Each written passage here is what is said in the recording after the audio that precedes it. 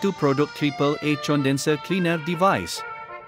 Alat tambahan ini adalah teknologi canggih dan ciri pintar dengan kawalan Wi-Fi secara jarak jauh menggunakan telefon pintar dan pemantauan data penggunaan tenaga elektrik secara masa nyata menggunakan aplikasi Smart Life. Penambahan Flexibly Mist Nozzle Spray menggambarkan proses pembersihan khusus untuk pemeluap, condenser, dan memberi tumpuan kepada penyelenggaraan pada bagi unit luar penyaman udara jenis split. Tujuannya untuk meningkatkan kecekapan sistem unit penyaman udara dan penjimatan penggunaan tenaga elektrik. Tanpa sistem pembersihan pemeluap. Kertas surat khabar lama digunakan sebagai simulasi haba, debu dan kotoran yang menghalang pemindahan haba pemeluap, condenser, ke persekitaran. Apa yang berlaku? Bacaan arus meningkat sebanyak 4/14A berbanding data spesifikasi AMP pada unit iaitu 3/90A disebabkan unit luar, outdoor, yang kotor dan menghalang pemindahan haba daripada pemeluap ke persekitaran. Pemampat bekerja keras dan meningkatkan penggunaan tenaga.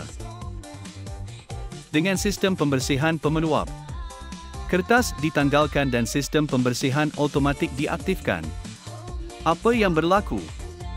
Bacaan arus menurun sebanyak 2/89A berbanding data spesifikasi AMP pada unit iaitu 3/90A disebabkan unit luar, outdoor, yang bersih dan pemindahan haba daripada pemeluap ke persekitaran berlaku dalam keadaan baik.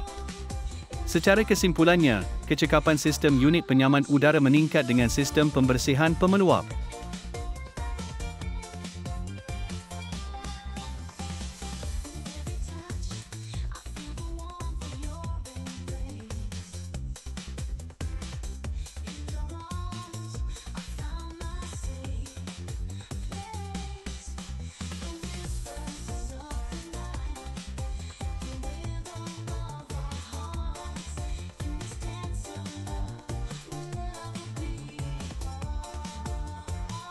Secara keseluruhannya, semua objektif kajian telah berjaya dicapai serta segala persoalanan kajian turut dijawab dengan hasil analisis-analisis yang dilakukan sepanjang pembangunan sistem pembersihan unit luar penyamanan udara split ini.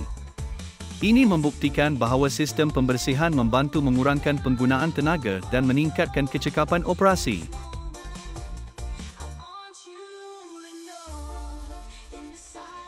Berikut adalah beberapa aspek cadangan penambahbaikan yang boleh dilakukan untuk pembangunan reka bentuk dan fabrikasi produk pada masa depan. 1.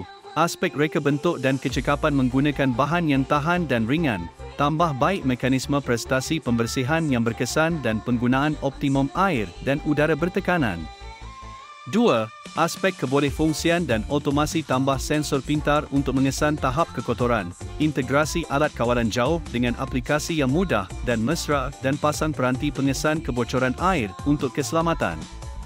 3. Patuhi standard keselamatan sistem atau produk mematuhi piawai keselamatan dan kecekapan tenaga.